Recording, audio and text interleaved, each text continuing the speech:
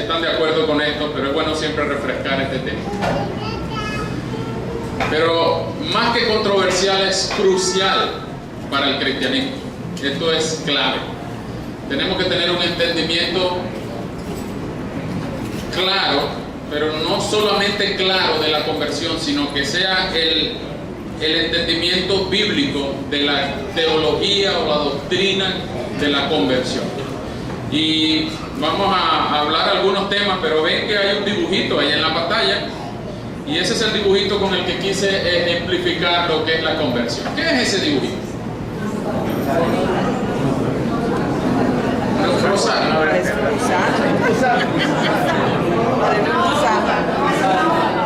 Algunos le dicen crisálida, algunos le dicen capullo, otros le dicen pupa.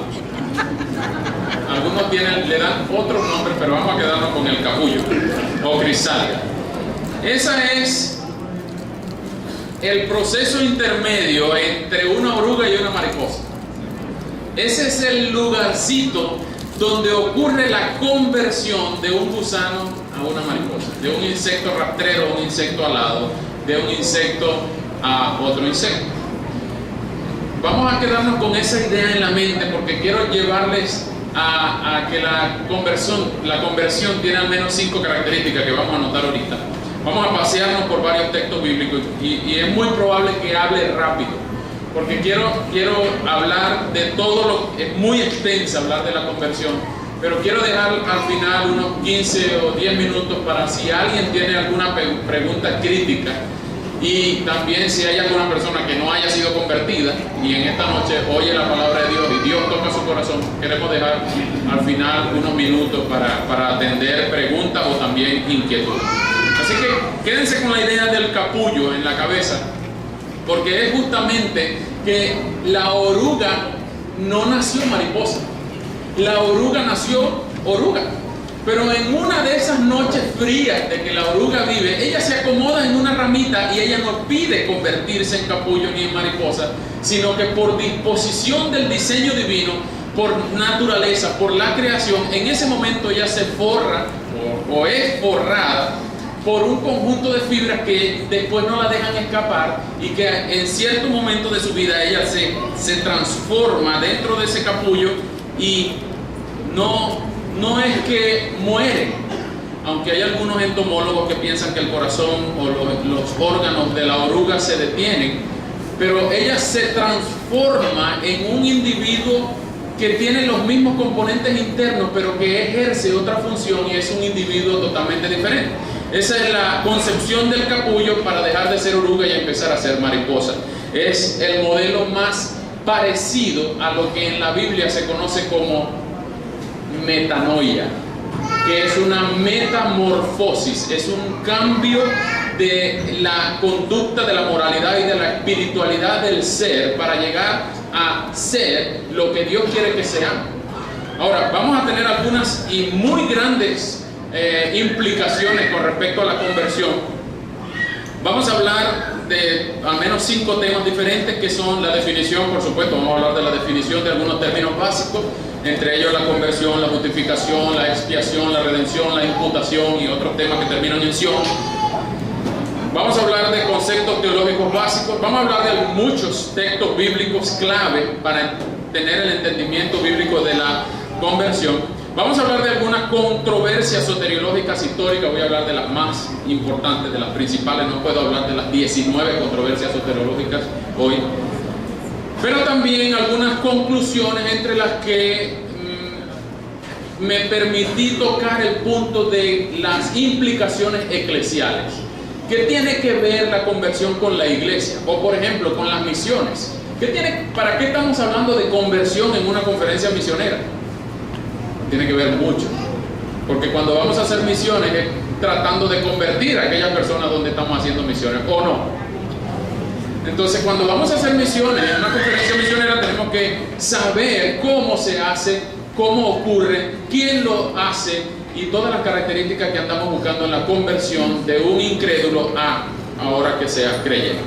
Bien, antes de empezar, permítame por favor orar. Vamos a ponernos en la mano de Dios, vamos a tocar temas muy controversiales y lo último que queremos salir de aquí bravo. Así que que Dios nos permita seguir siendo tan amigos como estamos ahorita. ¿Está bien? Amor. Señor, muchísimas gracias por la bendición de poder reunirnos en este lugar, de poder ofrecer esta conferencia misionera en esta semana de énfasis misionera, pero también, Señor, que tu palabra sea central en esta semana para esta iglesia, para las iglesias amigas, para nuestros hermanos Panares, Yecuana y misioneros que nos están visitando.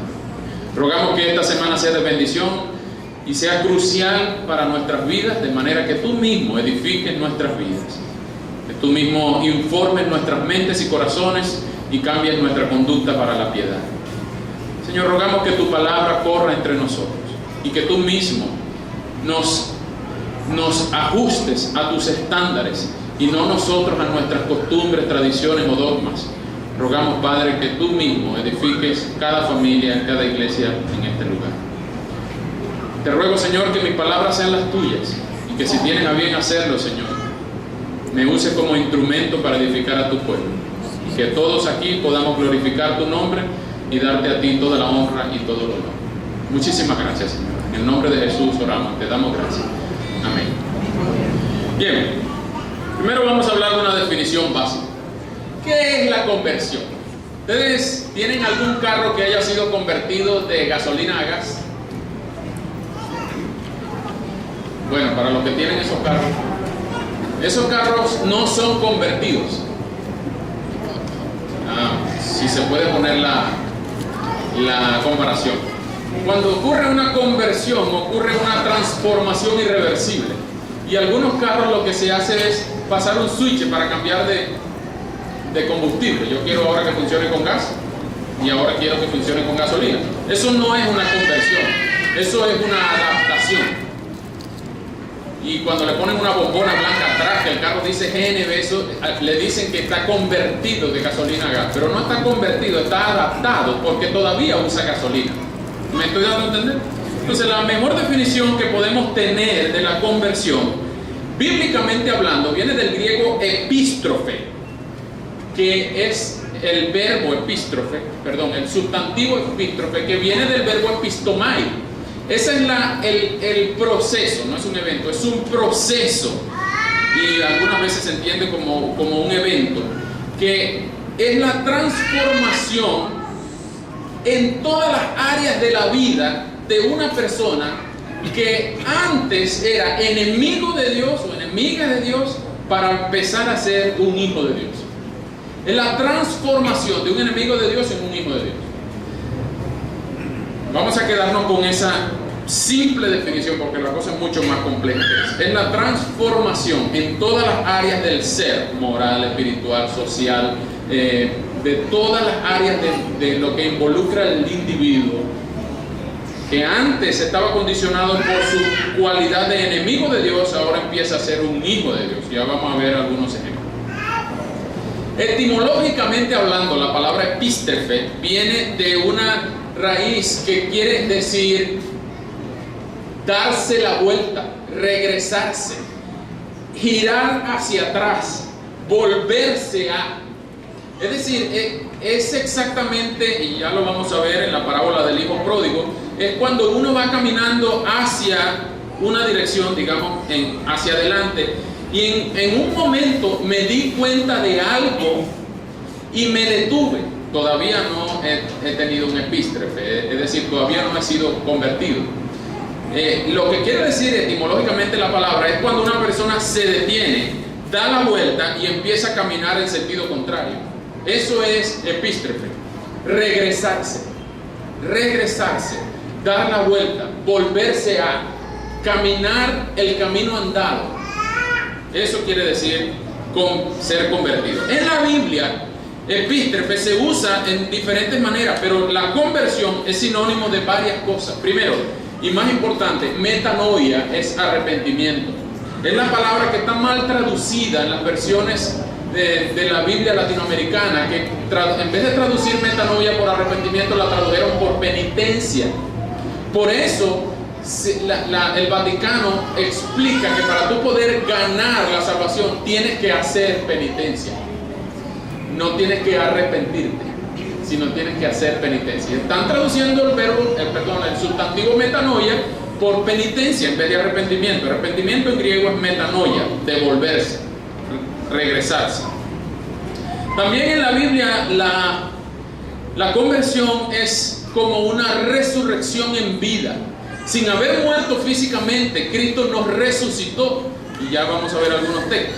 La resurrección es novedad de vida, lo que dice Romanos 6, 4, que hemos pasado, que debemos andar. Y dice, ¿cómo perseveraremos en el pecado? ¿Perseveraremos en el pecado para que la gracia sobreabunde? De ninguna manera, porque ¿cómo perseveraremos en lo que ya hemos muerto en él? Ya hemos resucitado, porque Cristo quiere que nosotros andemos en novedad de vida, es decir, una vida nueva. ¿Ok? También es explicado en Juan 3 como genetani o genetenai, que es nuevo nacimiento, literalmente una regénesis, una vuelta a ser, vuelta a nacer, un nuevo nacimiento, un segundo génesis, regénesis. También es un despertar espiritual, es lo que habla Ezequiel 37 del valle de los huesos secos, cuando el profeta en algún momento Dios le dijo sopla de los 4 vientos a los huesos secos, y los huesos empezaron a tomar carne, tendones, y había músculos en el esqueleto, pero no había espíritu en ellos. En ese momento sopló Dios el espíritu en ellos y hubo vida en los huesos. Entonces ese es un despertar espiritual, porque la persona, ya vamos a hablar de la condición en la que la persona nace, literalmente nace espiritualmente muerta, inhabilitada, incapacitada. Entonces cuando el Espíritu de Dios llega a la vida que es convertida, entonces ocurre un despertar espiritual. A pesar de que sigue siendo una persona viva que respira de carne y hueso, su espíritu está incapacitado para responder a la voz de Dios. Por eso dice que ocurre un despertar espiritual. Y por eso hay un poema que dice que no son muertos los que yacen en la tumba fría, muertos son los que caminan con el alma vacía. Me salió un verso sin mucho esfuerzo. Me dio por otro, me salió otro. Bueno, también se usa el verbo zoopoiesai, que es la vivificación de nuestros cuerpos mortales. La vivificación es el verbo que se usa para resucitar a algo que ha estado muerto. Entonces se vivifica por el ruach, el soplo de Dios en una materia inerte, y eso genera vida. ¿Okay? Y igual se usa en las parábolas de Marcos 4 y Mateo 13 para hablar de lo que ocurre en una semilla solo con la intervención de Dios. Cuando una semilla es plantada, solo con la intervención de Dios eso puede germinar y llevar vida y dar mucho fruto, a 30, 60 y 100 por uno. También el metabaíno, que es el paso de la muerte a la vida, no al contrario, no de la vida a la muerte. Mucha gente tiene miedo del el tránsito oscuro que puede ocurrir entre esta vida y el más allá, sea bueno o sea malo. Pero no se refiere de la vida a la muerte, no, se refiere al metabaíno, es lo que quiere decir del paso de la muerte a la vida. Porque dice la Biblia que nosotros hemos pasado de muerte a vida, y eso es lo que se refiere con la conversión. Una persona que estaba muerta es convertida en una persona viva. Eso es metabaíno. Y paligenesia, que es usado como regeneración, es regénesis, una vez más, vuelto a hacer. Y otros términos que también son usados, que son un poquito más complicados, no me da la lengua para explicar. Entonces la definición de la conversión tiene que ver con caminar al revés, regresarse, devolverse, volverse a Dios, volver la mirada al Dios que nos creó. Ahora, eso nos lleva a ver cuáles son las características de una verdadera conversión. En los años 1800, un famoso predicador, Carlos Spurgeon, una vez estaba esperando que un semáforo se pusiera en verde. El semáforo peatonal se pusiera en verde para que él pudiera cruzar la calle. Y el borracho que estaba en la esquina le dijo en su voz de borracho: usted es el famoso predicador Carlos Spurgeon. Sí, como no, a su orden. Y el borracho le dice: yo soy uno de sus convertidos. Y Carlos Spurgeon, con su bigote y su barba y barriga característica, le dijo, seguramente eres uno de mis convertidos, pero mucho más seguro es que no eres uno de los convertidos de Dios. Eso nos lleva a pensar a nosotros que puede haber personas, como dice Mateo 7, 41 al 43, que llamen a Jesús Señor, Señor, y en aquel día no van a ser salvos, porque no han sido convertidos, aunque llamaron a Jesús Señor, Señor. Y eso va a ser terrible. Oír de la voz del Maestro que diga, nunca te conocí, hacedor de maldad, maldito de Dios, apártate de mí. Ninguno de nosotros quisiera oír esas palabras. Ni ninguno de nosotros quisiera estar cerca de alguien a quien se las diga, ni mucho menos oír que cerca el Padre se las dice a uno de nuestros familiares. Por eso es importante que entendamos qué significa la conversión. Quiero dejarles 4 características de la conversión genuina. Genuina. Porque hay conversiones que pueden ser ficticias, pueden ser falseables, pueden ser disfrazadas, pueden ser no auténticas. Y ya van a ver por qué. La conversión bíblica es demostrable, irreversible, endógena y permanente. Voy a explicar rápidamente cada una de las cosas. Por ejemplo, la conversión bíblica es demostrable tanto como la parábola del trigo y la cizaña. El sembrador le dice, no la despeguen todavía, no intenten despegar la cizaña. ¿Por qué? Porque despegando la cizaña posiblemente despegan un trigo, una matica de trigo. Y es que son igualitas. Una persona que está supuestamente convertida es exactamente igual a una persona que está verdaderamente convertida. Lo único es que en el tiempo, y eso implica también la permanencia de la conversión, una persona que ha sido de verdad convertida, a lo largo del tiempo va a permanecer en los caminos del Señor. Pero es demostrable porque una persona que ha sido verdaderamente convertida está dispuesta, y preste mucha atención, porque esto tiene que ver con el bautismo. Si usted no es bautizado, por favor preste atención. Cuando una persona es de verdad convertida, es demostrable públicamente, porque cuando una persona ha sido convertida, está dispuesto a hacer cosas por obediencia a Dios que posiblemente una persona que no ha sido convertida ni le pasan por la cabeza. Por ejemplo, bautizarse. Cuando una persona ha sido de verdad convertida, empieza un proceso de aprendizaje que está dispuesto a dejar todo, ya lo vamos a ver en la parábola, está dispuesto a dejar todo por obedecer a su Señor. ¿Por qué? Porque él ha sido convertida, la cabeza le cambió, ya no es una oruga, ahora es una mariposa, y piensa diferente y quiere obedecer a ese Señor que lo convirtió. Por lo tanto, él dice, ahora no soy más enemigo de Dios, ahora soy un hijo de Dios. Y un hijo es obediente a su papá. ¿Qué hace falta hacer para obedecer a papá? Yo he sido convertido ahora. ¿Qué hace falta hacer para convertir a papá? Bueno, lo primero que tú tienes que hacer es bautizar. ¿Dónde hay agua? ¿De aquí hay agua? ¿Qué falta? Aparte del agua, ¿qué más hace falta? Bueno, creer. Vamos a darle. ¿Hace falta hacer buenas obras? Vamos a darle. El Padre la preparó de antemano para que yo estuviera en ella. ¿Qué hace falta? Ofrendar. Yo mismo soy. ¿Qué hace falta? Congregarse. ¿Dónde hay una buena iglesia? Recomiéndame una. ¿Qué hace falta? Evangelizar. Vamos, yo mismo soy. ¿Qué hace falta? Leer la Biblia. Consígueme una. ¿Qué hace falta? Visitar a los enfermos. Vamos, pues. ¿Me acompaña? Cuando una persona ha sido verdaderamente convertida, está dispuesto a demostrarlo, cueste lo que cueste, aún a pesar de su vida.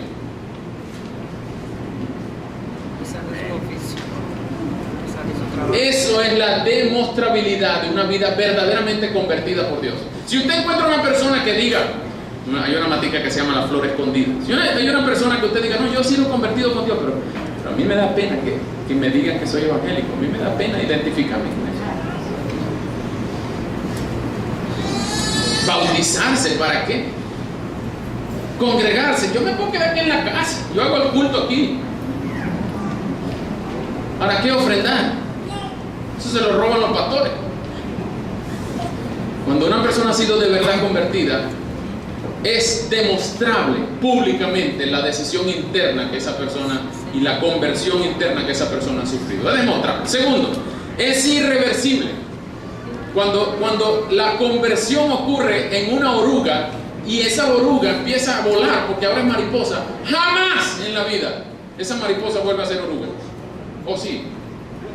Ustedes han visto alguna mariposa que se para en alguna ramita y esa ramita se convierte en capullo y a la semana eso se sale en una oruga. No.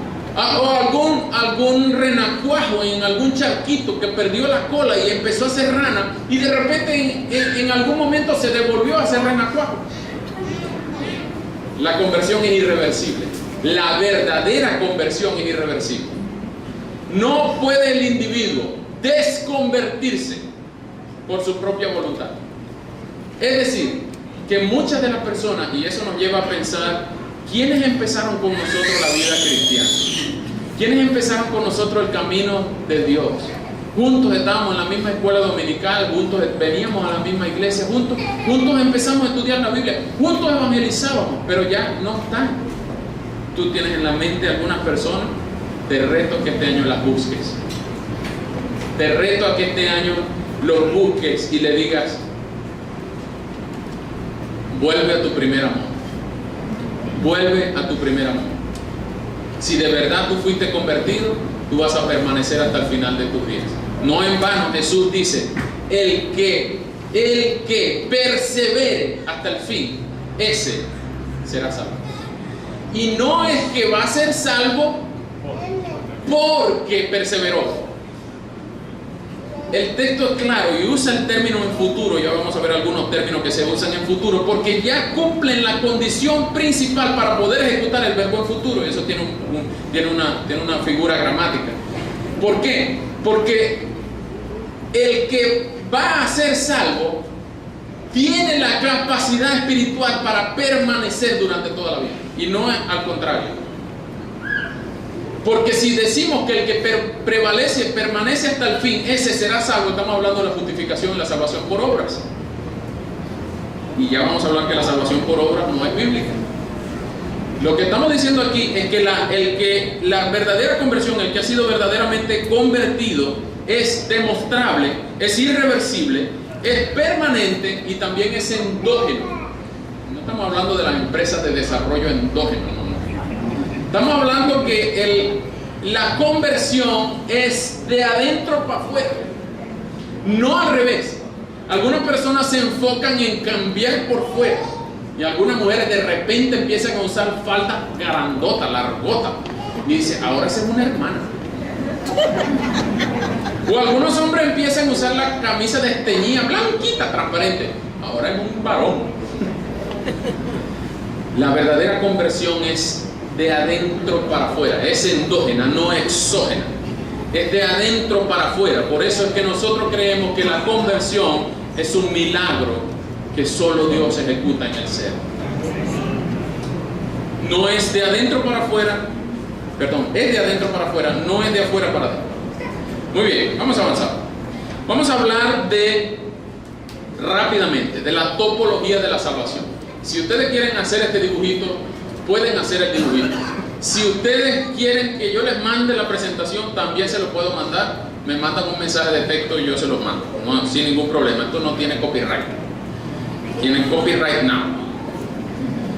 Ok, vamos a hablar de la topología de la salvación. Esto intenta ser, aunque no es, intenta ser una descripción gráfica del proceso de la salvación según la Biblia. Y esto está ejemplificado por grandes bloques, pero los bloques son procesos y pocos son eventos. Vamos a notar dos rayas. La raya del cielo, del paso del cielo. Supuestamente aquí hay una raya. Bueno, aquí está la raya, pero aquí no se ve la raya. Aquí hay una raya que es el paso de la tierra al cielo y aquí de la tierra al infierno. La primera cosa que tenemos que ver es que nosotros nacimos condenados. Nacimos condenados. David dice en el Salmo 51 que en pecado fui concebido. O sea, desde que yo nací, mi embrión vieron tus ojos y en pecado yo fui concebido. Él no se está refiriendo al pecado de su mamá. como algunos piensan. No está refiriéndose al pecado de su mamá, está refiriéndose al pecado de él. Cuando su papá y su mamá estaban haciendo cuchituras, ya él empezó a ser un pecador, David, porque él nació pecador. Todos estamos condenados por cuanto todos pecaron y están destituidos de la gloria de Dios. Es decir, que todos nacemos pecadores. Y ya vamos a hablar de una corriente que piensa que no nacemos corruptos, sino corruptibles. Que no nacemos pecadores, sino con la tendencia a pecar. Ya vamos a ver eso, no se desesperen. Lo primero que ocurre es que Dios imputa al hombre desde el día que Adán y Eva pecaron. Dios imputa a toda la raza humana, a todos los hijos de Adán y Eva, Dios imputa el pecado de Adán. Y tú podrás decir, oye, pero si Dios es injusto. Dios es injusto. Aguántate ese comentario ahí. Después de que nacemos condenados y Dios imputa el pecado de Adán a toda la raza humana, ocurre algo que se llama propiciación, porque Cristo vino a morir en la cruz por nuestros pecados, por los míos y los tuyos, y Él vino a hacer el pago, la fianza, la propiciación de los pecados tuyos y míos. Eso se habla de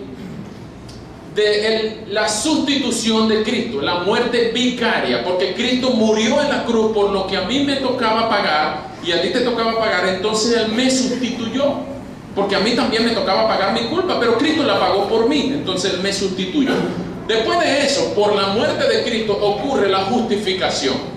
La justificación, ya lo vamos a ver, es el proceso, o es el veredicto del juicio en el cual a ti y a mí nos juzgan, y por los méritos de la justicia de Cristo Dios nos declara inocentes en ese juicio, a ti y a mí, porque los méritos de Cristo pagaron con creces la fianza que yo y tú debíamos pagar. Ahora, en ese momento en la cruz, después de la justificación, ocurre la reconciliación de un alma con Dios. Ya no es más su enemigo, sino que ahora es convertido en su hijo. Ese proceso de reconciliación y conversión solo es posible por la cruz de Cristo. Sin la cruz de Cristo no fuese posible el rescate de los condenados y pasar del infierno al cielo. Todos estaríamos condenados al infierno justamente por el pecado de Adán y Eva. Y tú podrás decir, oye, pero ¿por qué Dios me imputó el pecado de Adán y Eva? Si tú no estás de acuerdo en que se te impute el pecado de Adán y Eva, pues tampoco deberías estar de acuerdo en que se te impute la justicia de Cristo. Porque el proceso de reconciliación y de conversión es posible solo porque Dios trató a Cristo como si fueras tú y te trató a ti como si fueras Cristo. A ti se te imputa la justicia de Cristo, mientras que a Cristo se le imputó el pecado tuyo. Por eso Cristo murió en la cruz y Dios lo aplastó con su ira justa contra la cruz. Por eso murió. Por eso el Salmo 22 recoge muchísimos años antes las palabras desesperadas de Jesús: Elí, Elí, lama sabactani. ¿Por qué, Padre mío, me has desamparado? Justamente porque ahora Él estaba con tu pecado y el mío sumado en la cruz, y nosotros estamos muy tranquilos siendo reconciliados con Dios. ¿Me estoy dando a entender? Eso es clave para poder entender la conversión. Ese proceso de conversión es lo que a nosotros nos beneficia la muerte de Cristo, porque eso nos pasa de la tierra al cielo. Ahora, después viene, y todo esto ocurre, ya van a ver, esto ya ocurrió, todo esto ocurrió en el Edén, todo esto ocurrió en el año 0 de nuestra era o 30 de nuestra era, pero viene después nuestra vida. ¿Qué es lo que a nosotros nos toca? El proceso de santificación. Esto lo llaman algunos teólogos el proceso de santificación posicional, es decir, ser declarado santo.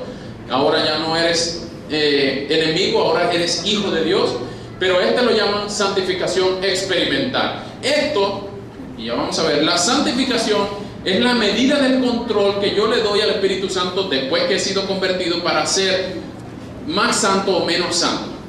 Yo puedo... Efesios es claro cuando dice que no contristéis al Espíritu Santo. Es decir, que sí es posible contristar al Espíritu Santo. Puedes incluso algún día, y otros textos dicen, ser llenos del Espíritu Santo. Otro día lo puedes contristar. El proceso de santificación es la medida gradual en el cual tú te dejas o no controlar por Dios. Eso sigue con la glorificación y es donde pasamos de la tierra al cielo. La glorificación es el paso de un creyente de la tierra al cielo, y es cuando dice el Salmo que estimada es a Jehová la muerte de uno de sus santos. Ahora, los creyentes no debiéramos temer morirnos, porque sabemos que ese salto en lo oscuro, ya Dios está allá. Pero los que tienen temor de morirse es porque no saben que hay más allá. Es más, los que tienen temor de morirse es porque piensan que van a ir de la tierra, no al cielo, sino al infierno. Y hasta yo tuviera miedo. Pero cuando un creyente está seguro que va para el cielo por los méritos de Cristo, por la justificación, por la redención y por la conversión que hemos estado hablando, Pablo decía en Filipenses 1, mira, si entre predicarles a ustedes o estar en el cielo, en la gloria, ya yo no sé qué escoger, pero por causa de vosotros yo todavía tengo que estar aquí. Yo quisiera estar en el cielo ya. Bueno, eso es lo que culmina todo el plan, el proyecto de redención que el Padre, el Hijo y el Espíritu Santo se trazaron en el Edén y dijeron, vamos a redimir a la raza humana. Ahora, hay dos rayas, ¿no se ven las rayas? Sí, sí se ven las rayas. Entre tu fecha de nacimiento y la segunda venida de Cristo, ocurre es que tú te tienes que ocupar de esta salvación con temor y temblor, porque Dios es el que pone en nosotros el querer como el hacer por su buena voluntad. En este espacio de tiempo que tú te tienes que enfocar, si tú eres uno de los convertidos de Dios,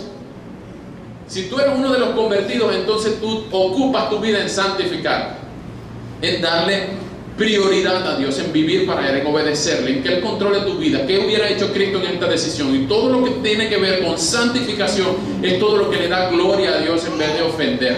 ¿Estamos en línea? ¿Estamos entendiendo? Okay. Este es el proceso de la salvación. ¿Ok? Les recomiendo, para los que quieren estudiar esto, pueden estudiar la teología sistemática de Hodge o la teología sistemática de Wayne Grudem. Es muy claro, muy gráfico los procesos de salvación allí. Muy bien, pero ustedes tienen allí en la cabeza varios conceptos teológicos, que es la justificación, la expiación, la redención, todo eso. Vamos a hablar rápidamente. La condenación. La condenación es el estado en el que nacen todos los seres humanos después de Adán y Eva, incluyendo a Abel y a Caín. Todos los seres humanos nacemos pecadores. No es que pecamos porque o somos pecadores porque pecamos, no. Es que pecamos porque nacimos pecadores. Nacimos ya con esa naturaleza pecaminosa, lo que algunos teólogos llaman el pecado original. Y ellos hablan de que todos nacemos condenados, todos nacemos mereciendo el infierno por la justicia de Dios. Todos nacemos condenados. Lo otro es que se nos imputa el pecado de Adán y Eva. Eva, dice la Biblia, que es la madre de todos los vivientes. Por lo tanto, se nos imputa el pecado que a ella le provocó la salida, la expulsión de Edén junto con Adán. Y se nos imputa el pecado de ellos. Ahora nosotros también somos pecadores. La redención es el proceso de cambio de la justicia de Cristo contra mi injusticia. Entonces yo le doy a Cristo mi pecado y Él me da su justicia. Esa es la redención. Y la expiación es el pago de la fianza. Nadie más que no fuera el Hijo de Dios podía pagar la sangre de un humano. Un humano no puede pagar la sangre de otra persona. Pero el Hijo de Dios era capaz de pagar todos los pecados pasados, presentes y futuros de todas las personas que Él quiso salvar. Por lo tanto, la expiación fue suficiente para pagar con creces y aplacar la ira de Dios en cuanto a la condenación y a la imputación del pecado. La justificación es el evento en el cual Dios declara inocentes a aquellas personas por las cuales Cristo murió en la cruz. Y es el evento también en el cual nosotros disfrutamos de la justicia de Cristo al mismo tiempo que Dios condena a Cristo a una cruz por los pecados, la sumatoria de los pecados tuyos y míos.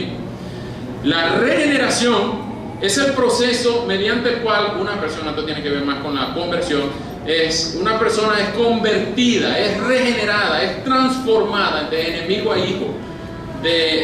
Y eso ocurre, algunos ocurre en un pestañear, algunos ocurre en lo largo del tiempo. Cuando ocurre la regeneración, es lo que Jesús le decía a Nicodemo en Juan 3:3, es necesario nacer de nuevo. Vamos a hablar de esos términos. La santificación, lo que les decía ahorita, que es el proceso de control gradual del Espíritu Santo en nuestras vidas, es la santificación experimental. Y la glorificación es el paso de la tierra al cielo, es la entrada del creyente a la gloria en el cielo, es la figura que muchos hablan de los cielos abiertos cuando Esteban fue recibido, cuando el Hijo de Dios se puso de pie en el trono y a Esteban lo estaban apedreando, pero Jesús recibió con bombos y platillos a Esteban, en la figura de los cielos abiertos, ¿okay? En Hechos 6. ¿Estoy hablando muy rápido? Muy bien. Vean, cuando hablemos de conversión, es muy importante que nosotros distingamos entre tradiciones, que es lo que a mí tradicionalmente me han enseñado, que es lo que yo tengo en la cabeza porque alguien me enseñó, que es lo que en la iglesia mía todo el tiempo hablaron. Y hay que distinguir también de lo que debemos creer porque tenemos la palabra profética más segura. Tenemos que diferenciar entre tradiciones y convicciones bíblicas. Tenemos que distinguir entre costumbres y creencias bíblicas. ¿Ok? Debemos siempre evaluar, como los hermanos de Berea, evaluar qué es lo que nos están enseñando. Oye, este hermano enseñó de esto así parecido. Ah, bueno, pero vamos a buscar ahora en la Biblia. ¿Contradice esta enseñanza algo de la Biblia?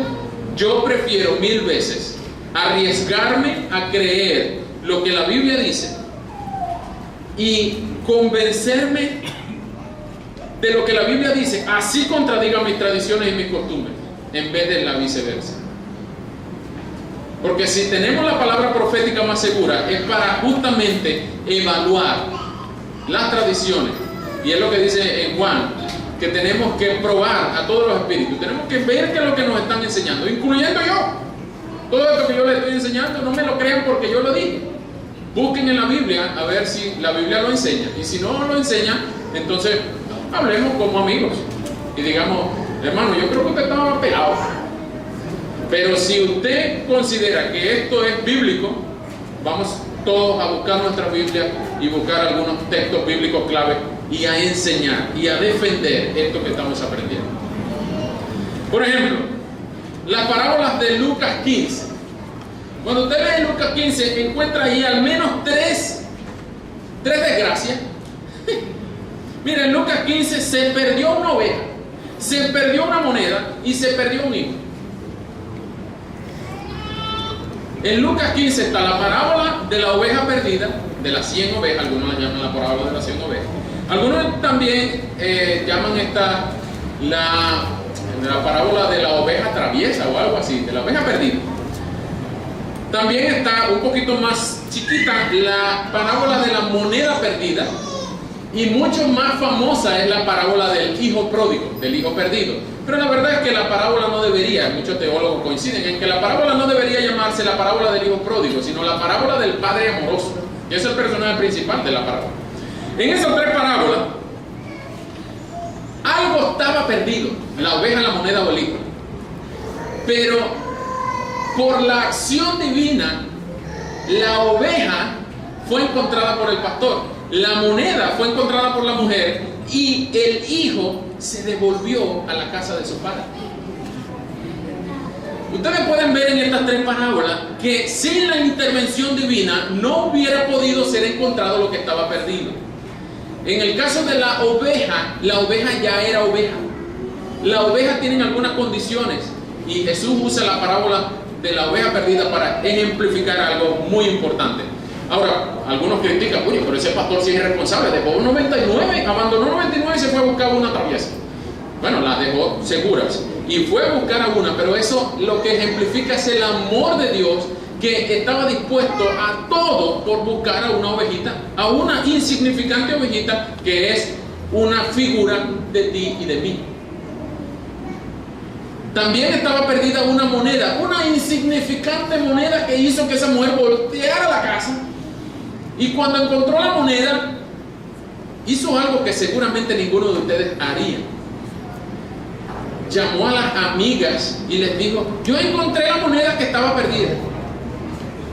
Bueno, seguramente las chismosas del barrio le van a decir: oye, pero esa casa sí es desordenada. ¿Cómo es posible que tenga que limpiar toda la casa para encontrar una moneda? Esa casa debería estar cochina. Pero estaba perdida, y el gozo que tenía esa mujer es figura del gozo que hay en el cielo cuando un pecador se arrepiente. Muy bien. Y mucho más famosa es la parábola del hijo pródigo, que ustedes, es bien interesante y teológicamente rica y profunda la parábola del hijo pródigo, porque el hijo pródigo ya era hijo.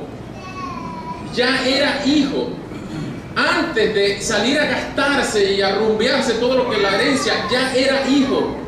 Y nótese bien, por favor, la condición del hijo pródigo, porque él ya era hijo cuando él estaba trabajando. Él tenía unas condiciones de hijo que él quiso malgastar, y malgastó todo lo que quiso, pero es una figura de lo que un ser humano es. Es una figura de Adán, del primer Adán y del postrer Adán. Cuando ese muchacho empieza a comer con los cochinos, y mire que Jesús le estaba hablando a judíos, y cuando unos judíos le cuentan que un muchacho de los judíos estaba comiendo con unos animalitos muy lindos, que para los judíos eran repulsivos desde todo punto de vista, eso era chocante para la audiencia judía de Jesús. Cuando Jesús le dice que ese muchacho estaba comiendo con los cochinos, y quería comer lo que los cochinos estaban comiendo. Pero noten por favor los versículos de Lucas cuando dice: y el muchacho se detuvo. ¿Se acuerdan de la etimología de la conversión? El muchacho se detuvo y pensó: ¿cuántos jornaleros en la casa de mi padre comen 3 golpes al día y tal y tal y tal? Me levantaré, pensó, me levantaré e iré a la casa de mi padre y le diré: Padre, he pecado contra el cielo y contra ti, hazme uno como de su jornalero. Eso fue lo que pensó. Pero en ese mismo momento los verbos indican que hubo una acción constante, y se levantó y fue y le dijo: Padre, he pecado contra el cielo y contra ti, por favor hazme como uno de tus jornaleros. Y lo interesante no es lo que el muchacho estaba arrepentido, sino lo que el papá hace. Y el texto de Lucas se toma la delicadeza de incluir 3 artículos, 3 condiciones importantes, que es sandalia, vestido y anillo. Esa es la restitución de la condición de hijo que él por su propia cuenta perdió. Adán, por su propio pecado, perdió su condición de pureza. Por su propio pecado él malbarató la creación de Dios. Pero sin la intervención de Dios, este muchacho no pudo haber sido convencido de que su estado era lo peor y más bajo que podía pasar. Por lo tanto, cuando ocurre el segundo Adán, que es lo que habla Romanos del postrer Adán, ocurre la restitución del ser humano, que antes era hijo, pero el que llegó a ser enemigo cayó a lo más profundo. Ahora Dios en Cristo lo restituye a un lugar de hijo y le vuelve a poner vestido, sandalia y anillo. Entonces la parábola del hijo pródigo nos dice que ese muchacho, y eso que no les he contado la reacción del hermano mayor, eso lo vamos a hablar otro día. Lo importante de esta parábola es que nos dice que ese muchacho era hijo, llegó a ser enemigo y volvió a ser restituido como hijo. Ahora, en las 3 parábolas algo estaba perdido, fue encontrado y hubo celebración. Entonces, lo que Dios provocó fue un cambio de condición, de perdido a encontrado, dice el padre del hijo pródigo, de muerto a resucitado, de perdido a encontrado. Esos 3 estados en las 3 parábolas de Lucas 15, de la moneda, de la oveja y del hijo perdido, son una característica de que nos dicen que Dios es el agente principal en el proceso de la conversión del ser humano. Igual en las parábolas de Marcos 4. En la parábola de Marcos 4 está la parábola del sembrador, y también Jesús habla del propósito con el cual Él hablaba en parábolas, pero también la parábola del sembrador tiene muchas enseñanzas para decir, Dios sabe. ¿Ustedes creen que Dios es un sembrador que va a malbaratar semillas, ¿sí? para aprovechar y sembrar donde no debe y para aprovechar y alimentar a las aves del camino? No, Dios sabe exactamente dónde va a caer cualquier semilla. Dios, que es capaz de llamar a todas las estrellas por su nombre y saber dónde va a poner cada rayo. Dios no es capaz de malbaratar semilla y de decir, se me salió una semilla. Dios sabe dónde va a caer cada semilla. Y la parábola del sembrador, la parábola del crecimiento de la semilla y la parábola de la semilla de mostaza dan cuenta de que Dios es el que produce el crecimiento en la semilla. Dios es el que ejecuta la transformación necesaria en la semilla. Dice una de las parábolas del crecimiento de la semilla, que el hombre que siembra y duerme. Siembra y duerme, pero Dios produce en la noche lo que el hombre no puede hacer. Porque Dios es el que, y Pablo lo dice a la iglesia de Corinto también, miren ustedes, yo sembré, Apolo regó, pero el crecimiento lo da Dios. Señor. Y él está hablando también de crecimiento de iglesias, de transformación de iglesias. Muy bien, otra de las parábolas es la parábola de Mateo 13. Igual aquí el sembrador, aquí también está la parábola del trigo y la cizaña. Está la parábola del tesoro escondido. Esta es bellísima, esta parábola. ¿Por qué? Porque esta parábola es comparada con la salvación. Están hablando de la salvación. Cuando un hombre se sabe convertido, esta es la demostrabilidad de la doctrina de la conversión. Cuando un hombre se sabe que ha sido salvado, es como si fuera, el reino de los cielos es semejante a un hombre que fue a un campo y encontró un tesoro. Y dijo, voy a comprar este tesoro. Y encontró ese tesoro y vendió todo lo que tenía. Todo lo que tenía. Y lo cambió por ese tesoro. La salvación está siendo comparada ahí con tu vida. Cuando Dios nos llama a su reino, cuando Dios nos convierte, nos cuesta todo. Y todo lo que tenemos es nada comparado con la salvación. Nada, absolutamente nada. Puedes tener todos los reinos del mundo, pero ¿de qué vale si pierdes tu alma? Cuando un hombre o una mujer se saben convertidos, deja todo lo que sea necesario por seguir a Cristo. Y hay muchas enseñanzas acerca de eso. Otro de los textos bíblicos claves es Efesios 2 del 1 al 10. Aquí tenemos varias consideraciones. Les pregunto, pregúntale al de al lado, ¿cuándo nos salvó Cristo? ¿Antes o después de arrepentir? Pregúntale al de al lado, por favor.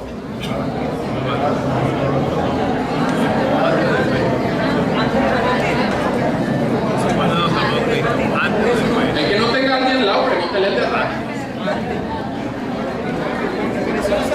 ¿Cuándo nos salvó Cristo? ¿Antes o después de arrepentir?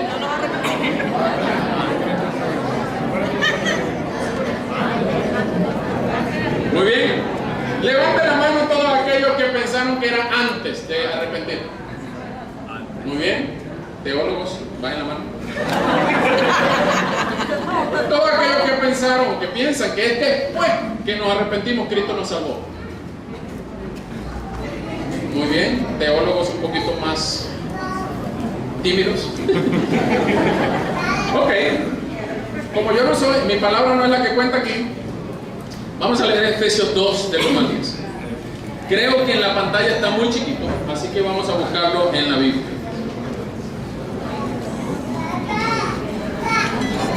Efesios 2 del 1 al 10. Voy a leerlo de aquí, pero usted lo lea en su Biblia. ¿Yo? Voy a leerlo en la versión Reina Valera.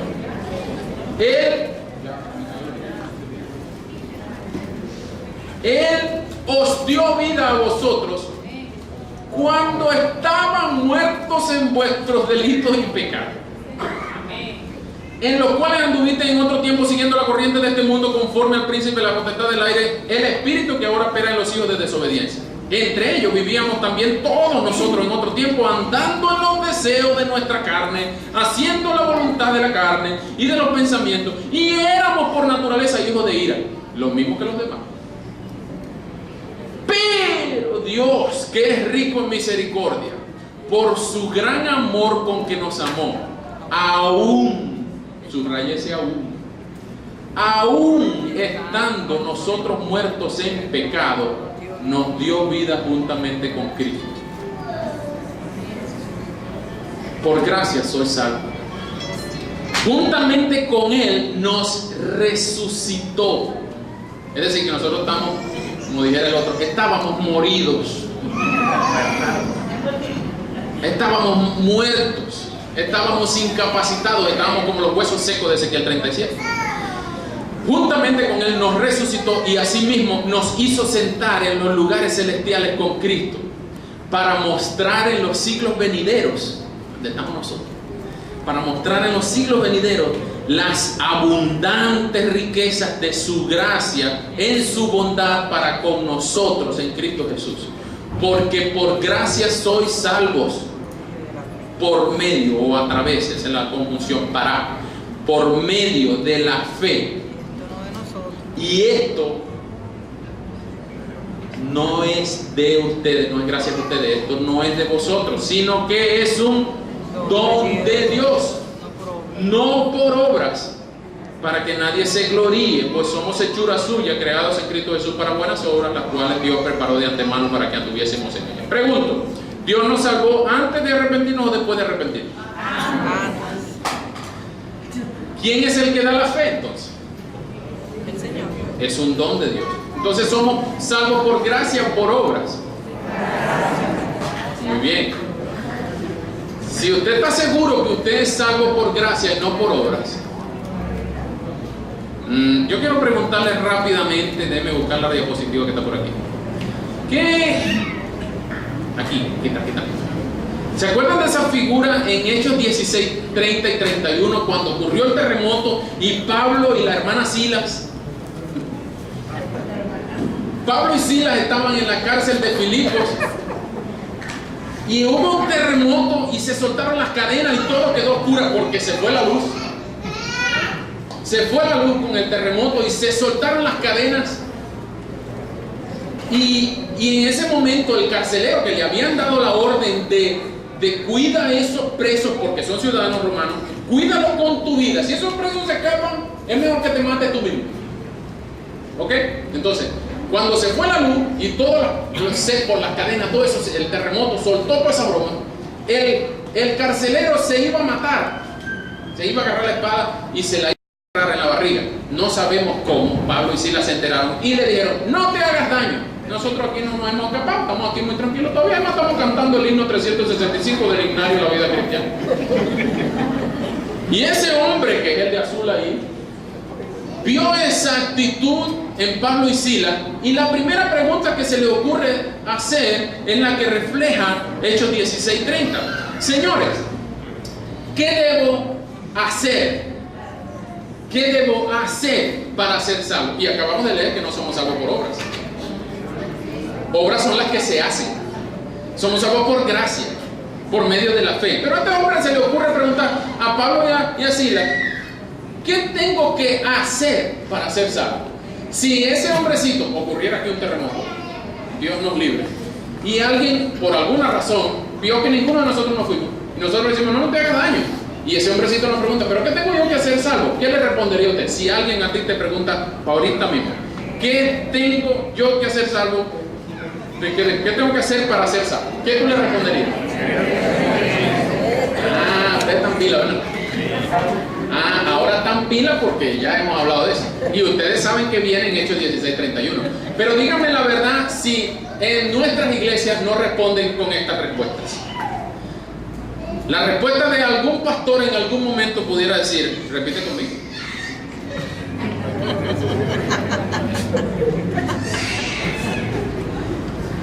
si alguien nos pregunta ¿qué tengo que hacer para ser salvo? Bueno, repite conmigo: Señor Jesús, Señor Jesús, me arrepiento de mi pecado, me arrepiento de mi pecado. Escribe mi nombre en el libro de la vida, escribe su nombre en el libro de la vida. ¿Hacemos eso en nuestra iglesia? También pudiéramos decir: tienes que pasar adelante. Si no pasas adelante, no has sido convertido. Es más, algunas personas dicen: no, que yo pasé adelante. Y algunas personas celebran y dicen: mi mamá pasó adelante. Ahora me la voy a encontrar en el cielo. Y lloran. Están allá de último, esa persona está aquí adelante y lloran porque este pasó aquí adelante. Ojo, yo no estoy diciendo que una persona no ha sido convertida y está tratando de demostrar públicamente que de verdad ha sido convertido por Dios. Ojo, yo no estoy diciendo eso. Yo lo que estoy diciendo es que algunas personas asocian algunas obras externas que piensan que por haber hecho esa obra externa, tipo repite conmigo, pasa adelante o llena esta planilla. Se me olvidó la llena esta planilla. Piensan que por hacer alguna de esas tres obras han sido salvados. Ni por repetir, ni por pasar, ni por escribir. Jamás nadie ha salido de la tierra para llegar al cielo. Jamás. Decía Martin Lloyd Jones, cualquier práctica, escuchen bien, cualquier práctica que garantice la salvación fuera de la intervención de Dios es falsa, es herética, no la crean. Así que nosotros tenemos mucho que pensar cada vez que alguien nos pregunte, como el carcelero de Filipo, ¿qué tenemos que hacer para ser salvos? No le digan nada. Tú no tienes que hacer nada. No, si tienes que hacer. Tienes que creer. Tienes que creer.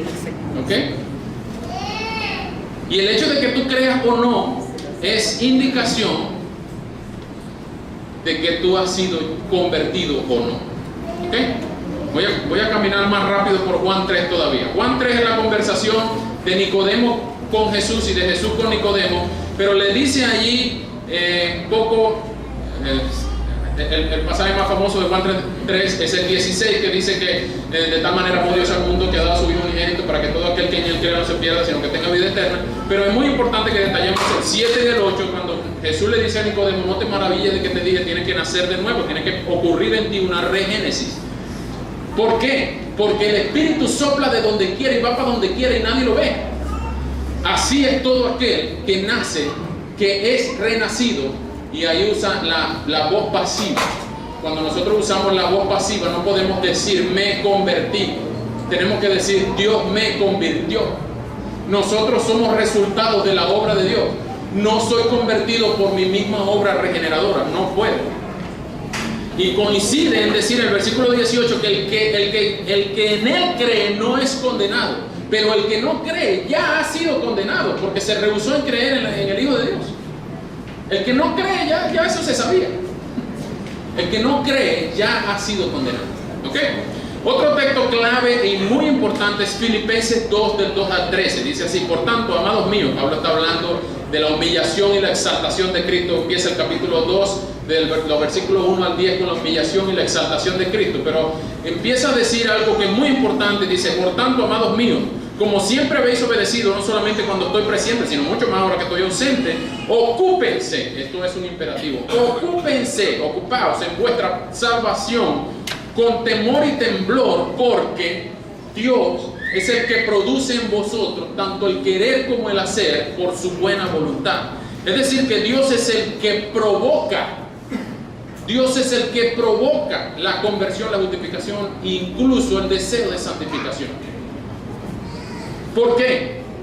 Porque si nosotros creemos o que la salvación es por obras o que nosotros tenemos la capacidad para autosalvarnos, entonces estamos recibiendo parte de la gloria que solo a Dios le toca. Y la Biblia es clara cuando dice que no por obras, ¿para que qué? Para que nadie se gloríe, porque en el proceso de la salvación toda la gloria tiene que ser para Dios, no para nosotros, ni esto de la gloria. Oye, gloria a mí porque yo fui capaz de repetir esa oración ese domingo.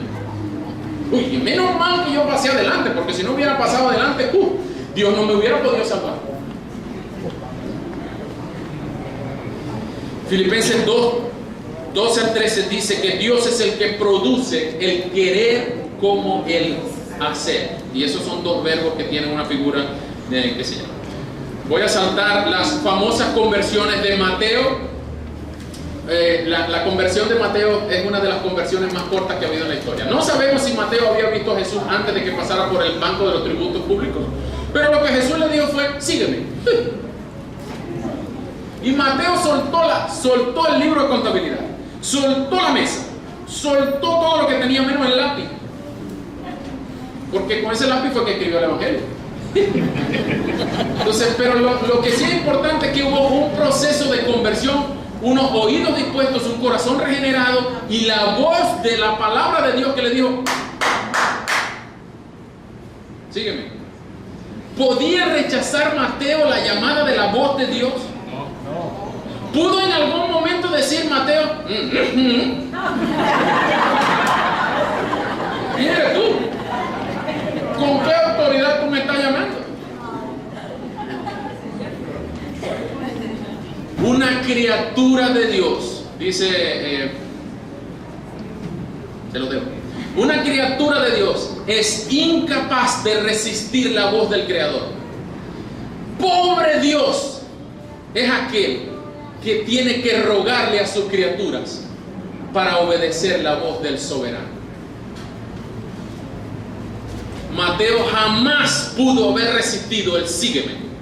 No pudo, porque la voz del omnipotente que lo estaba llamando era capaz incluso de desintegrarlo ahí. Pero cuando le dijo sígueme, eso ocurrió una conversión instantánea que produjo frutos de vida eterna, y hasta una biografía del que dijo sígueme escribió ese publicano. Eso fue una conversión radical. Igual la de Zaqueo, ¿se acuerdan de ese enanito? Bueno, Mateo y Zaqueo eran el equipo de voleibol de playa de la Biblia. Mateo y Zaqueo, ese enanito estaba en un árbol, pero lo interesante es que el texto dice,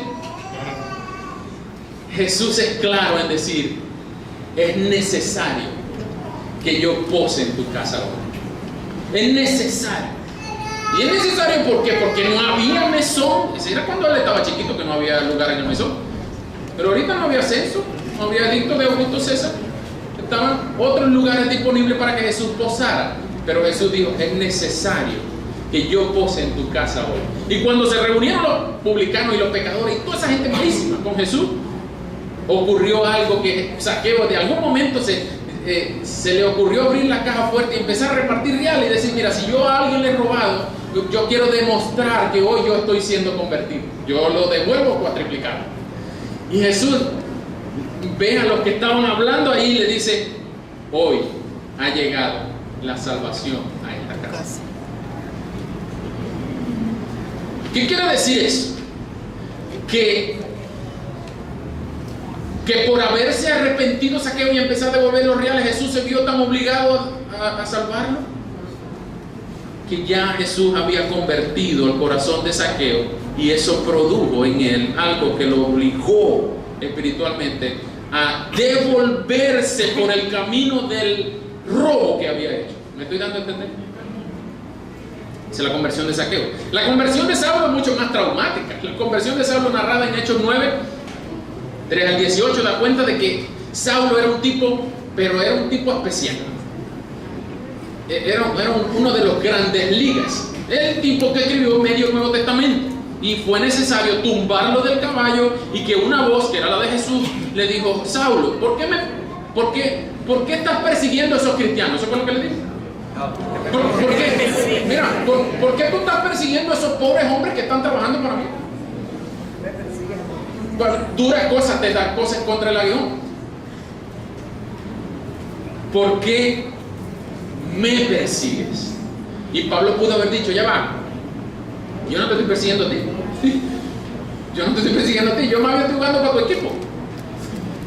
Pero Dios le dijo, Jesús le dijo: no, es que a esa gente es mi iglesia, ese es mi cuerpo, por lo tanto tú me estás persiguiendo a mí. Lo dejó ciego, lo tumbó del caballo, lo mandó para Damasco, le hizo unas escamas, hizo un poco de cosas. Pero al salir en la casa de Ananías, ese hombre fue convertido.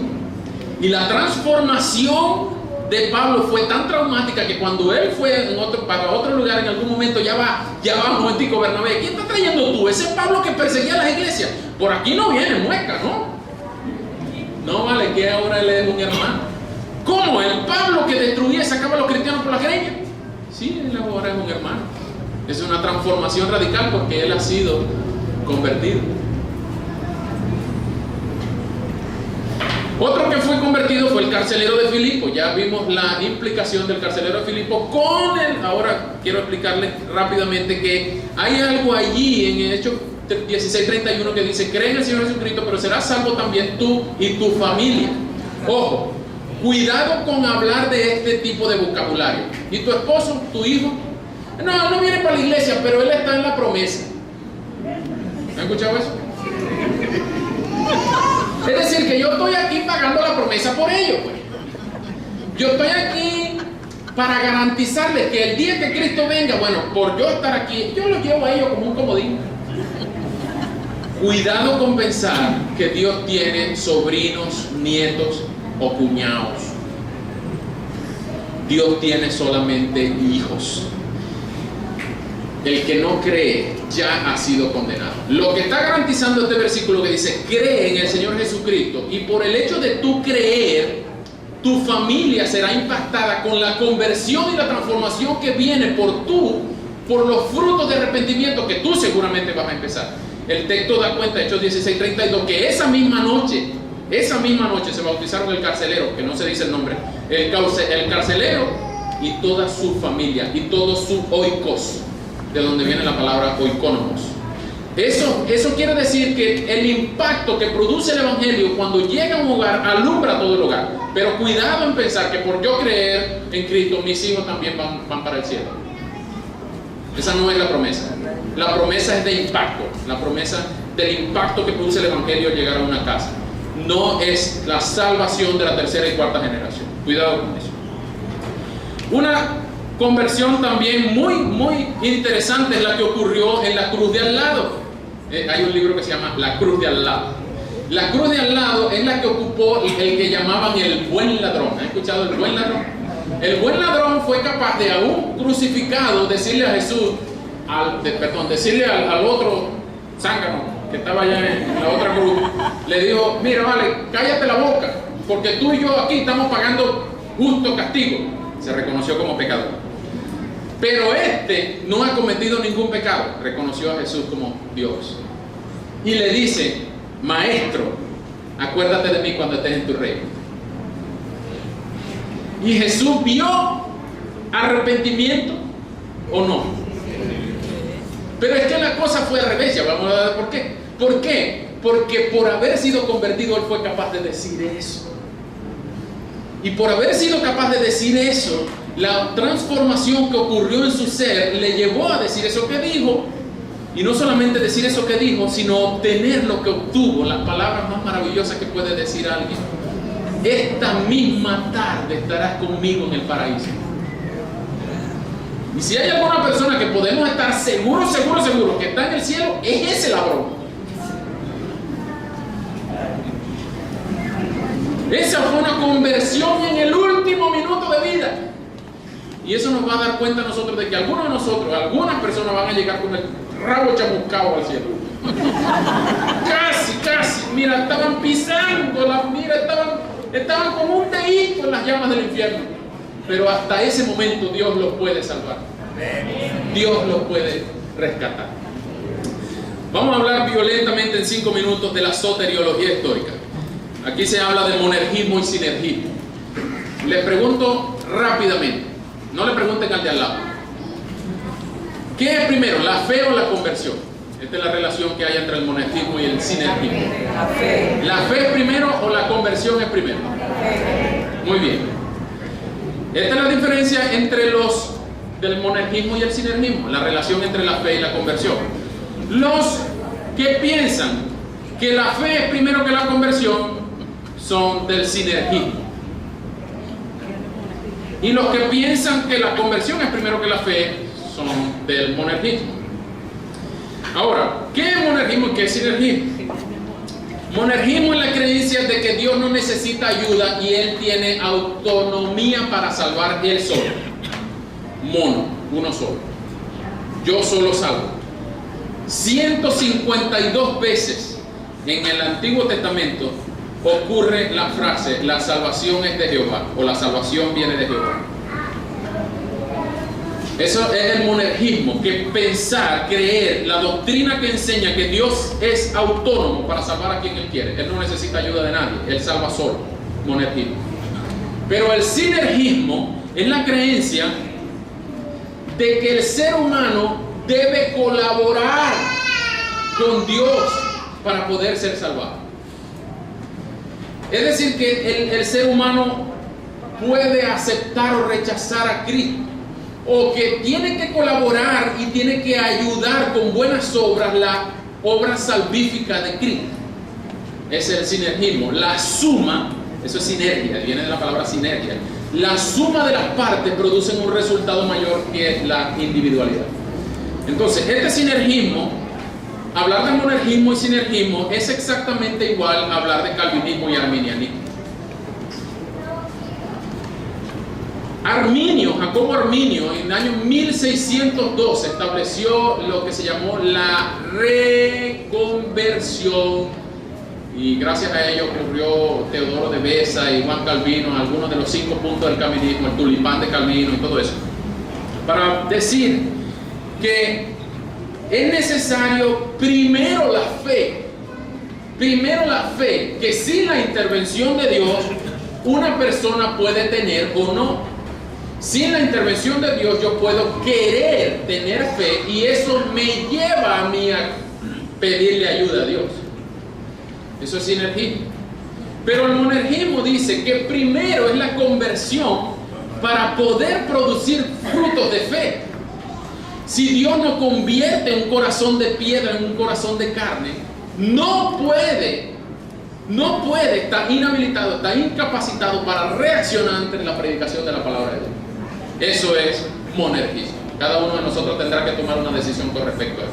Mi posición es que dice que la fe es un don de Dios. La fe es un don de Dios. Por lo tanto, yo pienso muy humildemente que si Dios no transforma la vida de Mateo, de Zaqueo, del carcelero, de Saulo, de Ruth, de los compañeros marineros de Jonás, de Nabucodonosor en Daniel 4, de todos los ejemplos de conversión, sean radical o no sean radical, nunca una persona es capaz de tener fe si no es convertida. Esta es la misma creencia de las buenas obras.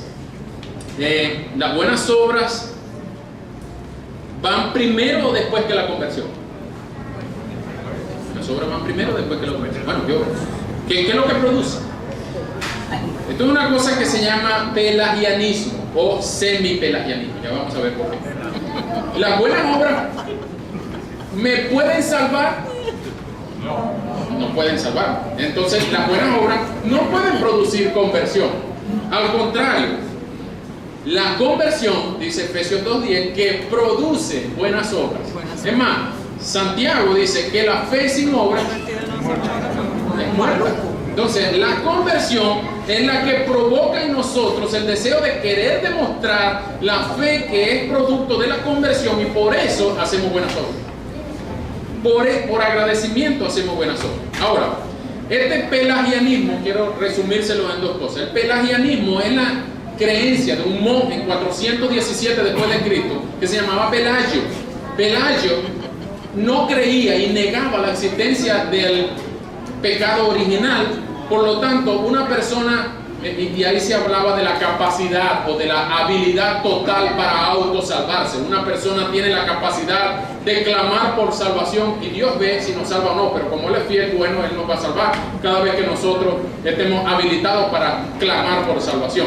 Pelagio negaba el pecado original. Él decía que no nacemos corruptos sino corruptibles, no nacemos dañados sino dañables. No nacemos condenados sino condenables, dependiendo del medio ambiente que nos aliene. Por lo tanto, Pelagio negaba la existencia del pecado original y él decía que cualquier persona está habilitada con suficiente fe y revelación general del universo y de todo el mundo para saber que existe Dios, y cada vez que una persona habilitada naturalmente clame a Dios por salvación, Dios lo va a salvar. Es decir, que el hombre está totalmente habilitado. 1000 años después, 1200 años después, Jacobo Arminio agarró esa doctrina en respuesta de los 5 puntos de Teodoro de Beza que había sido dejado por la reciente muerte de Juan Calvino. Ahora, estos puntos fueron contrapuestos por Juan Calvino estableciendo la doctrina de la inhabilidad total. El hombre está incapacitado totalmente para responder ante la voluntad de Dios, porque está muerto espiritualmente, muerto, está incapacitado. No es que estamos con el agua al cuello, no, es que estamos en el subsuelo del mar. Calvino dice: estamos inhabilitados totalmente para autosalvar. Pero Jacobo Arminio en 1617 capta las enseñanzas de Pelayo y las enseñanzas, la habilidad total y la inhabilidad, la habilidad total de Pelayo y la inhabilidad total de Calvino, y establece lo que se llamó la inhabilidad parcial. Cuando hablemos de semipelagianismo, es que Arminio redactó las enseñanzas de Pelayo para decir: no estamos incapacitados totalmente, pero tampoco estamos habilitados totalmente. Quiere decir que nosotros podemos colaborar con Dios en el proceso salvífico. Es el tipo de creencia de que uno dice: Dios me está tocando la puerta de mi corazón, pero yo decido si abrirle o no. Dios está tocando la puerta de tu corazón. Si oyes hoy su voz, no endurezcas tu corazón. Es el tipo de creencia que piensan que nosotros podemos, no por sola fe, sino por también un poquito de obra, porque la fe sin obra es muerta. Eso es semi-pelagianismo, cuando pensamos que podemos colaborar en el caso positivo o estorbar en el caso negativo la salvación de Dios. Lo que nosotros tenemos que creer son las implicaciones eclesiales del proceso de conversión. Dios nos dio vida aún cuando estábamos muertos, cuando estábamos en el subsuelo. Cristo nos vino a buscar. ¿Qué tan humillante? Dice Filipenses 2. Es muy humillante para un Dios ponerse un disfraz de criatura, y Cristo vino a hacer exactamente eso. Cristo se puso un disfraz de criatura y se vistió de la condición de hombre, y estando en la condición de hombre se humilló a una muerte de cruz. Él nos vino a buscar, tal como la oveja perdida, tal como la moneda perdida, tal como el hijo perdido, tal como la perla de gran precio, tal como el tesoro perdido. Como todas las enseñanzas de las parábolas, a la luz de la conversión bíblica, a la luz del monergismo, tienen ahora unos nuevos lentes que nosotros podemos decir: ahora sí entiendo. Primero, la mayor y gran implicación de la doctrina de la conversión bíblica es que ahora sí podemos tener seguridad de la salvación. Algunas personas dicen: la salvación se pierde. Los cristianos debemos defender la idea de que la salvación no se pierde. Primero, porque no hicimos nada para ganarla. Segundo, no podemos hacer nada para mantenerla. Y tercero, no depende de mis méritos, depende de la fidelidad de Cristo. Y si Él quiso salvarme, Él me va a salvar. Y si Él quiso salvarme, Él me va a mantener salvo. Y si Él me va a mantener salvo, me va a ayudar a perseverar hasta el fin. Entonces, la seguridad de la salvación se garantiza por los méritos y la fidelidad de Cristo, no por nuestras obras. Aunque nosotros no debemos, dice Pablo, no debemos usar esa libertad como razón o motivo de libertinaje.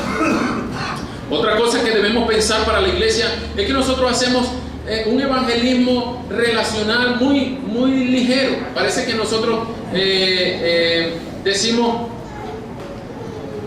le di un tratado, ya lo evangelicé.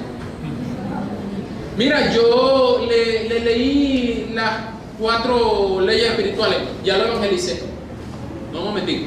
Si tú no has tenido la oportunidad de compartir la esencia del evangelio con esa persona, no puedes decir que lo evangelizaste. Mira, tú puedes haberlo traído 20 veces a la iglesia. Tú puedes haber hecho con esa persona lo que tú quieras, pero si esa persona no ha entendido el evangelio, esa persona no ha sido evangelizada. Cualquier práctica que nosotros tengamos de evangelismo que no implique la doctrina de la conversión bíblica, la doctrina de la regeneración por obra divina en el corazón de una persona, no ha sido convertida, no ha sido evangelizada. Eso implica que nosotros, en esta semana de las misiones, del énfasis misionero, tenemos que revisar nuestras prácticas misionológicas. ¿Qué estamos nosotros, cómo estamos financiando nuestras misiones? Estamos pensando que en una semana se evangeliza una persona y enviamos equipos a donde, o incluso desde aquí del púlpito hacemos ofertas que ofrecemos falsa seguridad o certidumbre de salvación. ¿Cuáles son las prácticas que nosotros nos garantizan que una persona tiene el conocimiento correcto de la verdadera doctrina de salvación bíblica? Nosotros tenemos que pensar a la luz de la Escritura cuáles son las prácticas que tenemos que revisar. Cuarto, cuarto y quinto. Fundamento bíblico. Tenemos que fundamentar las doctrinas en la Biblia y no en las tradiciones. Tenemos que fundamentar nuestras doctrinas en la escritura y no en las costumbres, en los dogmas de hombre. Otra cosa que tenemos que hacer es cambiar el vocabulario, y le voy a poner 2 ejemplos nada más. Es muy común que alguna persona pueda decir, en mi caso, yo me convertí el 8 de noviembre del año 86. No digo que no. Tú te puedes haber convertido cuando a ti te dé la gana. Pero lo importante para el libro de la vida no es que tú aceptes a Cristo. Lo determinante es que Dios te transforme de enemigo a hijo. Lo importante no es que tú aceptes a Cristo. Lo importante es que Dios te acepte a ti. Ese vocabulario tenemos que empezar a cambiarlo. Yo no acepté a Cristo. Cristo me aceptó a mí. Dios me aceptó a través de los méritos de su Hijo. Yo no me convertí. Yo fui convertido. Estamos usando la voz pasiva. Yo fui convertido. Y eso tiene que ver con todos nosotros, porque algunas veces a nosotros nos han preguntado, ¿qué tengo yo que hacer para ser salvo? Tienen que aceptar a Cristo. ¿Qué significa aceptar a Cristo? ¿De dónde sacaron ustedes la idea que hay que aceptar a Cristo? ¿Quién en la Biblia aceptó a Cristo? Es cierto que Romanos 10, 9 y 10 dice que si confesaras con tu boca que Jesús es el Señor y creyeras en tu corazón que Dios le levantó de los muertos, serás salvo. Pero no por hacer eso serás salvo. La condición de los verbos aoristos en indicativo dice que no hay una secuencia que condicione la salvación. Es exactamente al contrario, igual que lo que hablábamos ahorita. No, en el caso de perseverar hasta el fin. Tú no vas a ser salvo porque perseveraste hasta el fin. Ni tampoco vas a ser salvo porque hiciste la buena obra de aceptar a Cristo. Al revés, tú por haber sido salvado por la gracia soberana de Dios, entonces vas a incurrir en confesar a Cristo, en creer lo que tienes que creer y en creer en tu corazón que Dios le levantó de los muertos. Entonces la salvación, la conversión, la transformación, la regeneración va primero antes que las obras. Nadie diga aquí que fue salvo y que su nombre fue escrito en el libro de la Biblia porque repitió una oración. ¿Eso es una obra o es fe? Tenemos que revisar muchas de las cosas que estamos diciendo. Para terminar, la conversión es un milagro. Tal como la oruga en mariposa. La oruga no pidió ser convertida en mariposa. La mariposa no pidió nacer como oruga. Es un proceso gobernado enteramente por el diseño de Dios. La conversión es un milagro que ocurre todos los días entre nosotros. Y no estamos hablando de la tarima, del 4x2 que ocurre en la tarima. La salvación ocurre todos los días de la semana, cualquier hora de la semana, cuando el Evangelio es entendido por una persona que dice, o sea, que Cristo murió por mí en la cruz y lo que yo tenía que pagar Él lo pagó.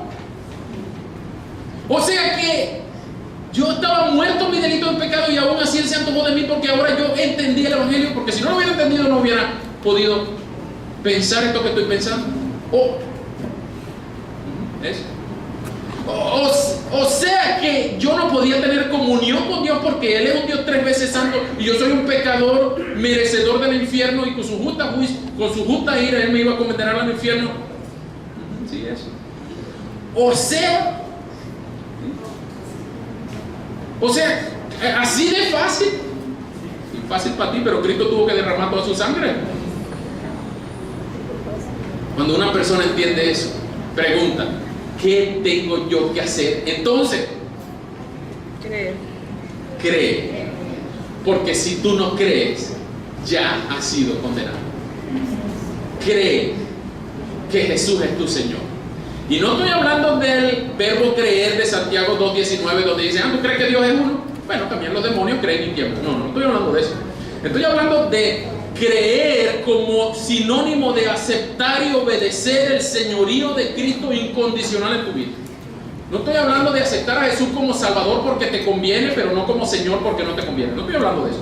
Estoy hablando de que el señorío de Cristo es la condición para ser salvo. Tal como el Salmo 23 dice, Jehová es mi pastor, nada me faltará. Si ustedes le ponen un sí condicional al principio, dice, si Jehová es mi pastor, nada me faltará. Pero nadie que no sea oveja de ese pastor, todo le va a faltar. Todo. Aunque en esta vida tenga todo, en el cielo va a tener nada. Ahora, cuando nosotros hablamos del entendimiento del Evangelio, entendemos, captamos que la conversión es un milagro. Y nosotros decimos, oye, pero ¿por qué ahorita no hay milagros así que portentosos? Porque ahorita no hay milagro que uno diga que, caramba, una zarza ardiendo. O otro Lázaro que se resucite. Porque hoy no hay milagro. Mire, hermano, Martín Lutero dijo una vez, no fue Martín Lutero, fue John Owen, un puritano. Él dijo, debemos rechazar cualquier práctica que condicione la salvación a las obras como herética, aunque haga llover milagros todos los días. Cualquier práctica que condicione la salvación por obras y haga llover milagros todos los días es una herejía. La conversión es un milagro.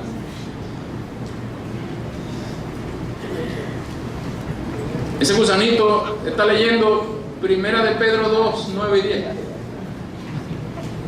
Ese verso, el versículo 9 de Primera de Pedro dice: vosotros sois linaje escogido, real sacerdocio, nación santa, pueblo querido por Dios, para un propósito evangelístico. Pero dice, y termina diciendo el versículo 10: vosotros que en otro tiempo no eran pueblo.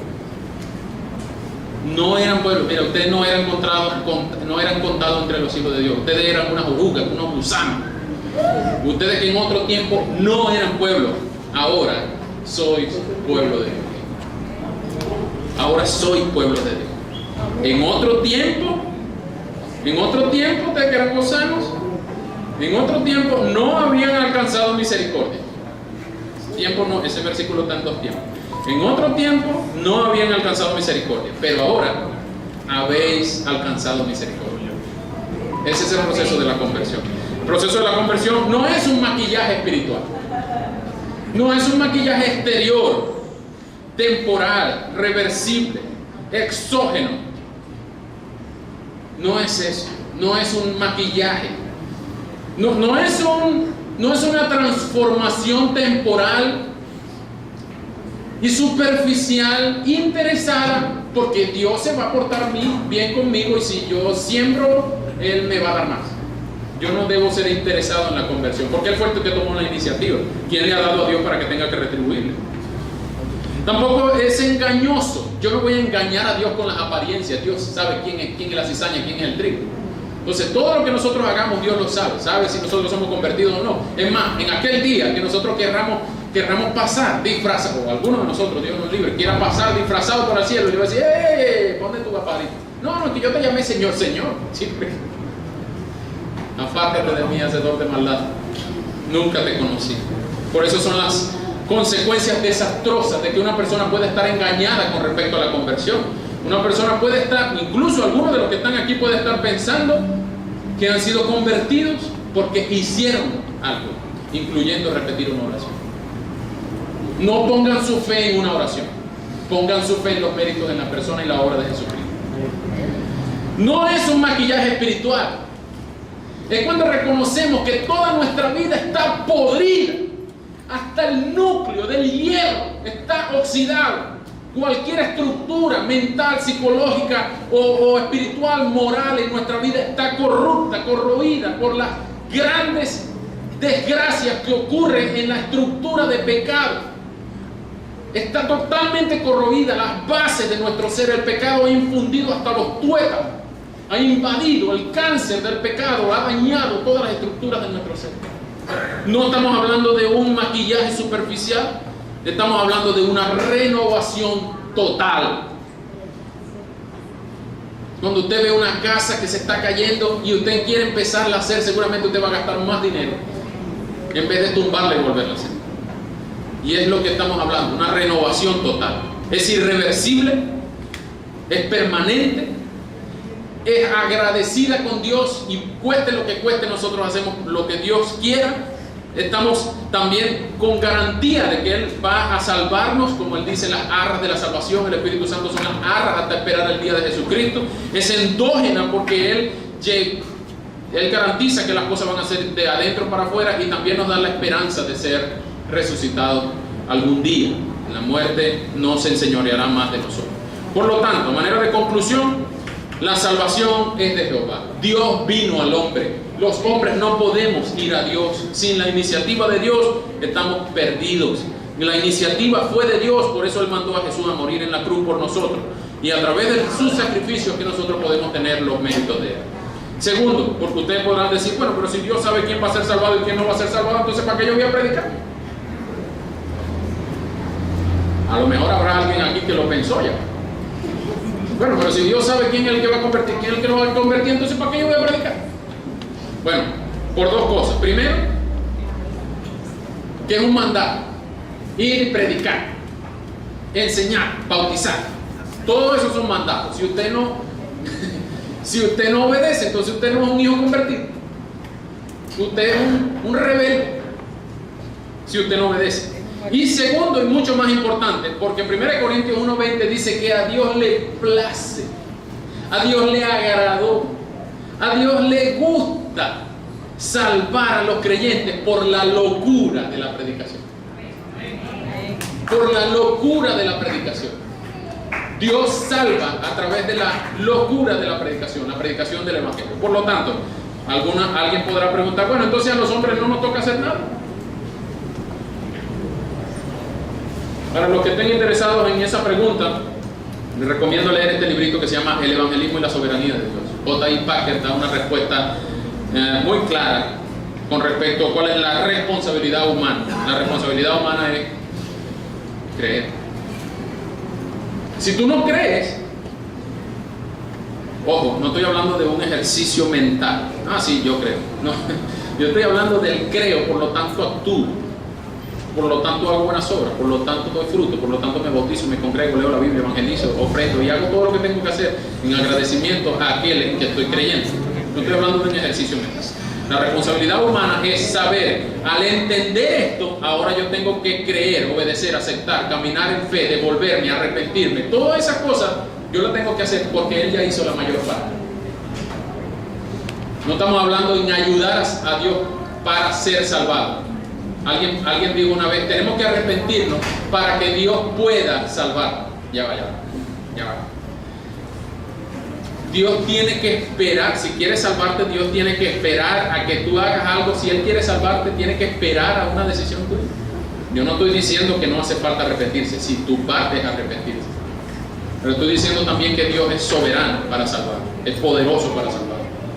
Y Él va a promover, propiciar el querer como el hacer, como su buena voluntad, a través de la fe que infunde en un corazón. Por su sola gracia justifica a un pecador, y por su sola fe Él infunde lo que tiene que hacer una persona, y hasta eso lo pone Dios en nuestra vida. Si usted es uno de los convertidos de Dios, usted tiene que vivir para darle gracias y gloria a Él, hasta que usted tenga vida y aliento en esta tierra. Si usted no es uno de los convertidos de Dios, usted va a salir de esta noche aquí cabezón, porque posiblemente usted va rumbo al infierno, pensando en tener una confianza en otra cosa, en una obra, en una decisión, y no en los méritos de Cristo.